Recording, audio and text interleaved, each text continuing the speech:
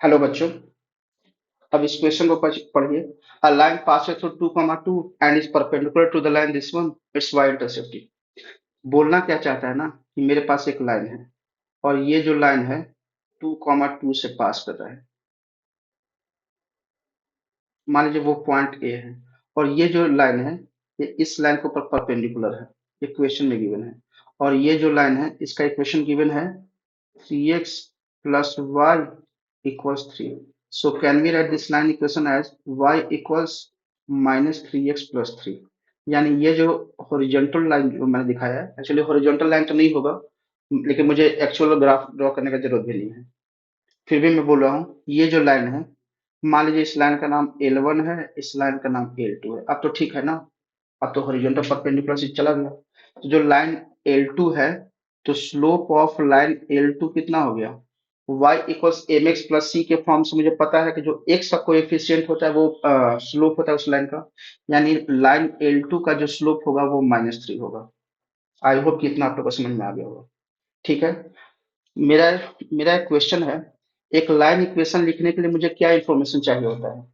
एक straight line का अगर इक्वेशन लिखना है तो आपको एक पॉइंट चाहिए और एक स्लोप चाहिए। उस लाइन का स्लोप चाहिए, उस लाइन के ऊपर एक पॉइंट चाहिए, तो मैं लाइन का इक्वेशन लिख सकता हूँ। अदरवाइज अगर उस लाइन के ऊपर दो पॉइंट मिल जाए तो उससे भी हम लाइन का इक्वेशन लिख सकते हैं। समझ में आ रहा है? यानी अगर एक लाइन का इक्वेशन चाहिए तो मेरे पास दो केसेस है। या तो मुझे ये मिल जाए एक पॉइंट उस लाइन के ऊपर और उस लाइन का स्लोप मिल जाए तो मैं लाइन का इक्वेशन लिख सकता हूँ।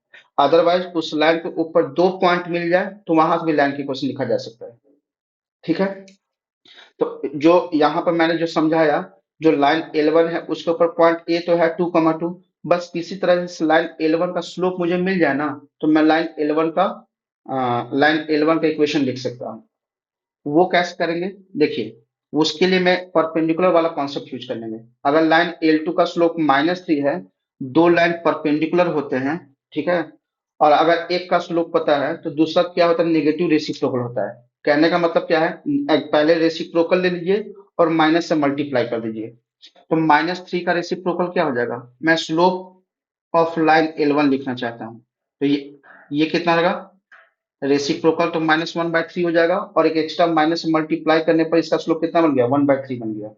यानी मुझे लाइन L1 के ऊपर एक पॉइंट मिल गया, उस लाइन L1 का स्लोप मिल गया। अब मैं बहुत आसानी से लाइन इक्वेशन लिख सकता हूँ।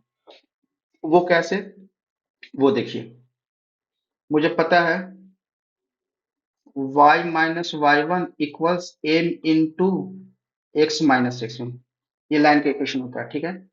तो y माइनस वाई वन कौन सा पॉइंट की बात कर रहा हूँ? मैं इस पॉइंट की बात कर रहा हूँ।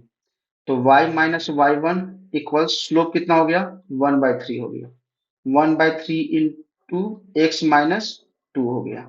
अगर मैं इसको सॉल्व करने जाऊं तो कितना हो जाएगा? 3y-6 equals x minus two. मुझसे पूछा क्या गया है? मुझसे पूछा गया है कि इस लाइन का y इंटरसेप्ट बताइए। y इंटरसेप्ट कहने का मतलब ये है कि वो लाइन y एक्सिस पर कहाँ इंटरसेक्ट कर रहा है। ठीक है।